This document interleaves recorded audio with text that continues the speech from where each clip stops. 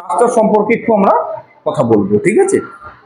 দেখো, প্রথম তোমরা 2 বছর পর তোমরা সংস্কৃতে এসছো, তাই তো? তোমাদের 7-8-এ ছিল সংস্কৃত, 9-10টায় ছিল না। আবার তোমরা একাদশ শ্রেণীতে ঐচ্ছিক হিসাবে অ্যাডিশনাল পেপার হিসেবে তোমরা সংস্কৃত নিয়েছো, তাই তো? তো ছোট বড় সবারই মনে একটা ভয় থাকে এই সাবজেক্টটা নিয়ে। অনেকে ভাবে যে পুরো সংস্কৃতে পড়তে হবে, পুরো সংস্কৃত লিখতে হবে, আমরা কি করব, 2 বছর মাঝখানে পড়িনি, সেটা পড়তে পারবো কি পারবো না, এরকম একটা মনের মধ্যে সকলের মধ্যে সংশয় থাকে, তাই তো? কিন্তু প্রথম ক্লাসে আমি একটা কথা বলে দিই, এই সংশয়টা মনে রাখবে না। কি বলছি, কথাটা বুঝতে পারছো? ঠিক আছে? কেন বলছি সংশয়টা মনে রাখবে না? কারণ এই ধারণাটা যদি তোমাদের মাথায় বা মনে যদি প্রথম থেকেই গেঁথে থাকে, তো সংস্কৃত ভাষায় পড়তে হবে, সংস্কৃত ভাষায় লিখতে হবে, জানতে হবে, তাহলে আমি কেন সাবজেক্টটা নেগলেক্ট করি, পারবো না, এইটা হারলে তাহলে কোনো যে শুধু সংস্কৃত কেন, কোনো সাবজেক্টই হয় না, তাই নয় কি? তো এটা আমি তোমাকে প্রথমেই একটা আশ্বস্ত তোমাকে দিয়ে রাখছি, ঠিক আছে? তোমাদের অক্ষরটা জানতে হবে, কিন্তু তোমাদের প্রথম যে সেমিস্টারের যে পরীক্ষা হবে সেপ্টেম্বর মাসে বলা হয়েছে, সেই পরীক্ষায় কিন্তু তোমাদের সংস্কৃত ভাষায় কিন্তু লেখার অতটা প্রভাব নেই। কারণ এর একটা কোয়েশ্চেন প্যাটার্ন আগে থেকেই পর্ষদ থেকে দিয়ে রেখেছে। তোমরা কি জানো সেটা? কোয়েশ্চেন প্যাটার্ন সম্পর্কে কোনো আলোচনা বা তোমাদের কোনো ধারণা আছে? নেই, তা বলে দিই। টোটাল তোমাদের সংস্কৃত পরীক্ষা হবে প্রথম সেমিস্টারে 50 নম্বর। কত নম্বর পরীক্ষা হবে? 50 নম্বর। 40 নম্বর হবে রিটেন, আর 10 নম্বর হবে প্রজেক্ট। টোটাল হচ্ছে তাহলে কত নম্বর? 50 নম্বর হচ্ছে। ক্লিয়ার? এবার এই যে 40 নাম্বার, এই 40 নাম্বারই পুরোটাই তোমাদের মাল্টিপল চয়েস হবে, এমসিকিউ টাইপ কোয়েশ্চেন হবে। এমসিকিউ টাইপ কি নিশ্চয়ই তোমরা আগে জেনে এসছো, মাধ্যমিকের সময় তোমরা নিশ্চয়ই করেছো। ধরো সাপোজ একটা কোয়েশ্চেন দিয়ে দেবে, এদিকে আমি একটা অপশন লিখছি, এখানে দেখে নাও।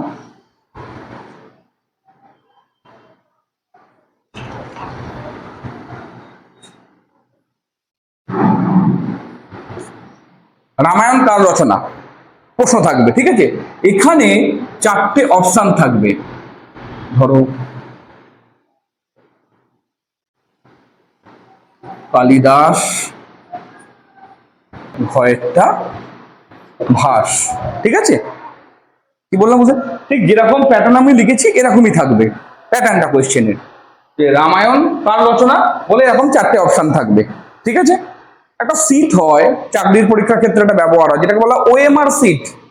এখনো পর্যন্ত বলা হয়নি পরীক্ষাটা কিভাবে নেওয়া হবে, ওএমআর সিটে নেওয়া হবে না নর্মালি হচ্ছে যেরকম খাতার পেজ দিয়ে দেবে, তোমাকে যেমন লিখতে হবে রামায়ণ তার রচনা ড্যাশ দিয়ে।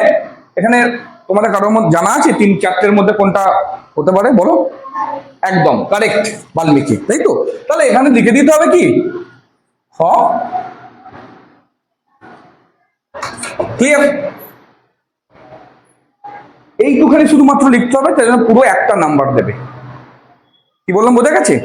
তাহলে কোয়েশ্চেন যে প্যাটার্ন আমাদের, সেটা এই প্যাটার্নে আসবে, বাংলা অক্ষরে আসছে, ঠিক আছে? হয়তো একটা দুটো কোয়েশ্চেন, যেমন ধরো ব্যাকরণের পাঠটা সন্ধি আছে, বলবো সেটা কি আছে, ঠিক আছে?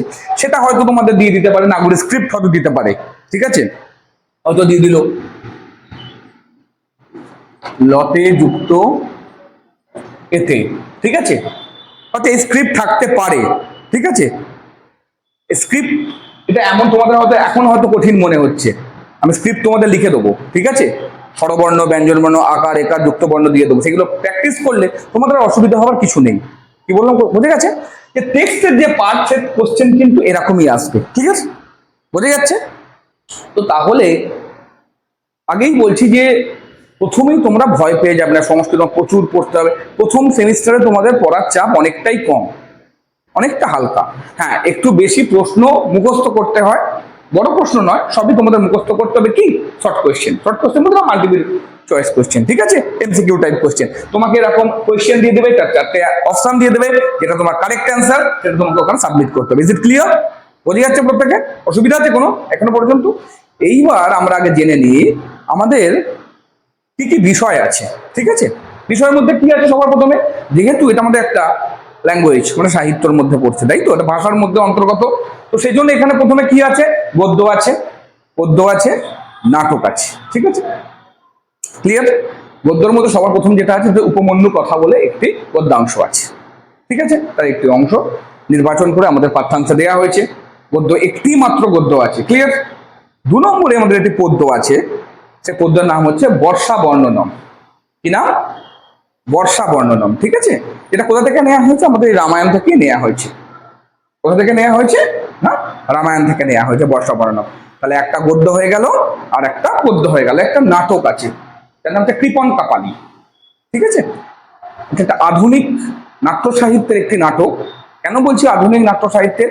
কারণ আমরা ভাস, কালিদাস, বেদব্যাস, এখানে যে চারটে আমরা মহাকবির বা কবির নাম লিখেছি, দেখো প্রত্যেকে কি প্রাচীন, বহু পুরানো, তাই তো? আমরা আদি কবি বলতে আমরা কাকে জেনে এসেছি? বাল্মীকিকে জেনে এসেছি। ঠিক আছে, আচ্ছা, কালিদাসকে আমরা মহাকবি বলে জেনে এসেছি, কালিদাস পূর্ববর্তী আমরা ভাস জেনে এসেছি, আর মহাভারতের রচয়িতা কাকে জেনে এসেছি আমরা? না, বেদব্যাসকে জেনে এসেছি। ঠিক আছে, তো এনারা সবাই প্রাচীন। আমাদের কৃপণ কাপালি বলে যে হচ্ছে যে আমাদের টেক্সটটা আছে, পাঠ্যটা, যে অংশটা আমাদের পাঠ্য দিয়েছে, সেটা কিসের হচ্ছে? সেটা আধুনিক একটি নাটকের অন্তর্গত। ক্লিয়ার? এটা হয়ে গেল আমাদের টেক্সটের অংশ। ঠিক আছে, এরপর কি আছে? সাহিত্যের ইতিহাস আছে। সাহিত্য ইতিহাসের মধ্যে কি কি আছে? রামায়ণ আছে, মহাভারত আছে। ঠিক আছে, রামায়ণ মহাভারত আছে মানে সেখান থেকে এরকম শর্ট কোয়েশ্চেন আসবে। যেমন হয়তো এরকম আসলো যে রামায়ণে কটি কাণ্ড? কটি কাণ্ড? অপশন দিয়ে দেবে 2, 3, 4, 7। কটা কাণ্ড রামায়ণে? 7টি কাণ্ড। ঠিক আছে, ওই 7 যেটা অপশন সেটা আমাকে লিখতে হবে। ঠিক আছে, তারপর ধরো আবার একটা অপশানে কোনো হয়তো মহাভারত থেকে প্রশ্ন আসলো যে মহাভারতে কয়টি পর্ব আছে? কটি? না, 18টি পর্ব।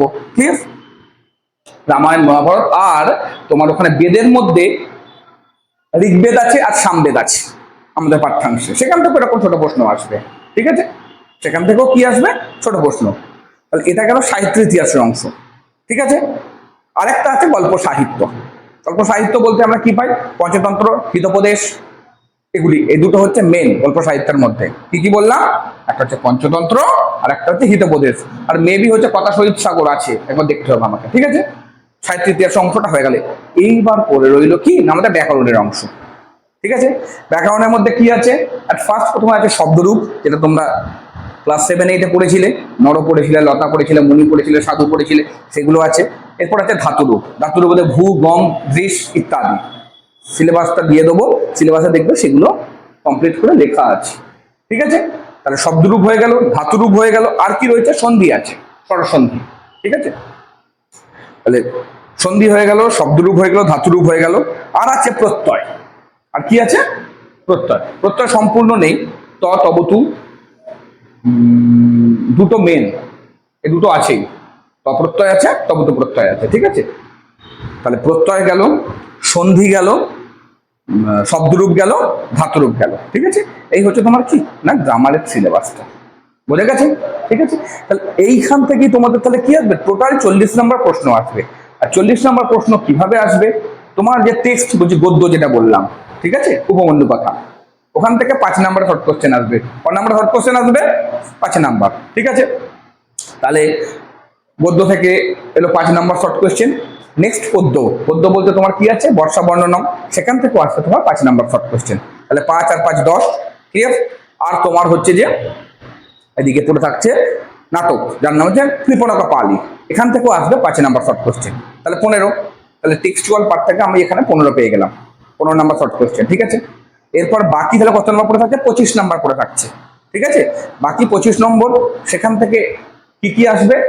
অর্থাৎ আমাদের যেটা সাহিত্যের ইতিহাস আছে, সাহিত্য ইতিহাস এবং ব্যাকরণ মিলিয়ে আসবে এদিকে 25 নাম্বার। তাহলে 15 আর 25 টোটাল 40 নাম্বার। এই 40 নাম্বারই কিন্তু শর্ট কোয়েশ্চেন অর্থাৎ মাল্টিপল চয়েস হিসাবে তোমাদের আসবে। ক্লিয়ার? এর ব্যতীত কিন্তু কিছু নয়, যা তোমাদের তাহলে আমরা বলছি প্রশ্ন আসবে পুরোটাই মানে ফার্স্ট সেমিস্টারে বলছি, সেকেন্ড সেমিস্টারের কথা বলছি না এখন। ঠিক আছে, অর্থাৎ ফার্স্ট সেমিস্টারে অর্থাৎ সেপ্টেম্বরে তোমাদের যে এক্সামটা আছে, সেখানে তোমাদের কি প্রশ্ন আসবে না, সেখানে তোমাদের পুরোটাই কিন্তু এরকম মাল্টিপল চয়েস হিসাবে কোয়েশ্চেন আসবে। ক্লিয়ার? এখানে তোমাদের কারো কোনো হচ্ছে যে প্রশ্ন আছে, ঠিক আছে, কোনো জিজ্ঞাসা আছে, দিয়ে দেবো, আমি স্যারকে দিয়ে দেবো কোনো। ঠিক আছে, স্যার তোমাদের দিয়ে দেবেন। তোমাদের অক্ষর মনে আছে না ভুলে গেছো? ক্লিয়ারলি বলতে পারো, কোনো অসুবিধা নেই। ভুলে গেছো তাই তো? আমি লিখে দিচ্ছি, আমি আজকে তোমাদের স্বরবর্ণটা লিখে দিচ্ছি, স্বরবর্ণ লিখে নাও। ঠিক আছে, ঠিক আছে, আমি আগে বাংলায় লিখছি, বাংলার নিচে সংস্কৃত লিখে দিচ্ছি। ঠিক আছে, তোমরা এই নিচে সংস্কৃত লিখবে। ঠিক আছে,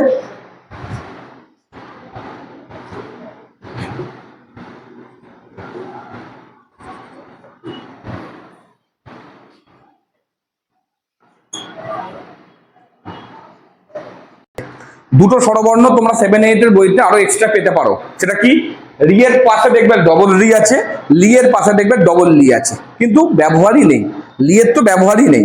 ঠিক আছে, সেই জন্য তোমাদের ওটার প্রয়োজন নেই। এবার দেখে নাও কিভাবে আমরা লিখছি। আর ফার্স্ট সবার প্রথম কি হলো, মাত্রা হলো। ঠিক আছে, নেক্সট এই হলো অ। ক্লিয়ার? ঠিক, আ লিখতে গেলে আমাকে আগে প্রথমে এই অ লিখতে হবে। ক্লিয়ার? তার পাশে আমি একটা দাঁড়ি দিয়ে দিলাম, হয়ে গেল কি আ। ক্লিয়ার? নেক্সট রস্বই। ঠিক আছে, দীর্ঘই লিখতে গেলে আমাদের কি করতে হবে, আগে রস্বই লিখতে হবে। রস্বই লিখলাম, তার পাশে তার দীর্ঘ সাইন দিয়ে দিলাম মাথাতে, তাহলে দীর্ঘই হয়ে গেল। ক্লিয়ার?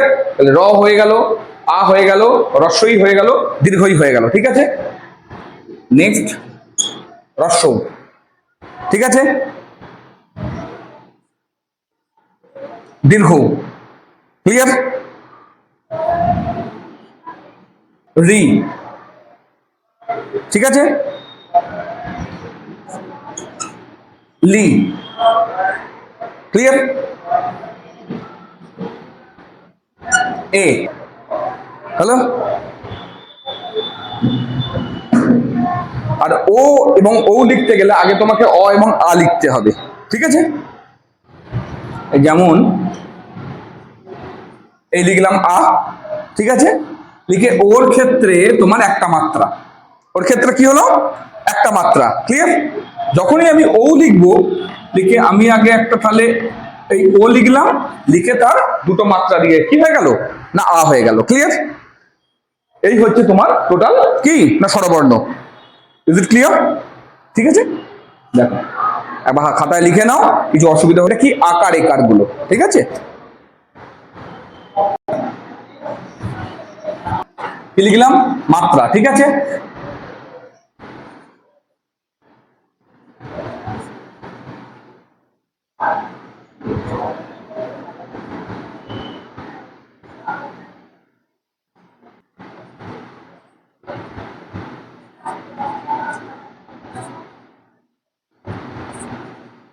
ব্যঞ্জনবর্ণ নেক্সট আমরা পরে শিখবো, মাত্রাগুলোকে শিখে নিই।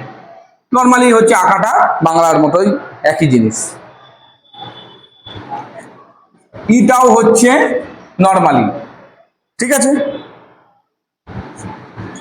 দীর্ঘ মাত্রাটাও মোটামুটি এক, পার্থক্য নেই। এই সরি মতো কিরকম হয়, এই দেখ নিচে 3। ঠিক আছে, দীর্ঘটা আবার বাংলার হ্রস্ব উকারের মতো। এই দীর্ঘটা কিরকম, বাংলার হ্রস্ব উকারের মতো। রিটা বাংলার রিয়ের মতনই, বাট বাংলার রিতে কোন মতো হয়, এটা কোন হবে না, এটা কিরকম এরকম হবে। ঠিক আছে, এবার কে, এই কলিকে মাথায় একটা মাত্রা হচ্ছে কে, মাথায় দুটো মাত্রা হচ্ছে কই, এই হচ্ছে তোর কো, এই হচ্ছে তোর কৌ। ক্লিয়ার? ঠিক আছে, লিখেন। এই হচ্ছে যে মাত্রাগুলো। ঠিক আছে, তাহলে আজকে আমরা যেগুলো শিখলাম সেটা কি, স্বরবর্ণগুলো শিখলাম এবং স্বরবর্ণের যে মাত্রাগুলো হয় মাত্রাগুলো শিখলাম। ক্লিয়ার? আজ এতটুকুই। ঠিক আছে।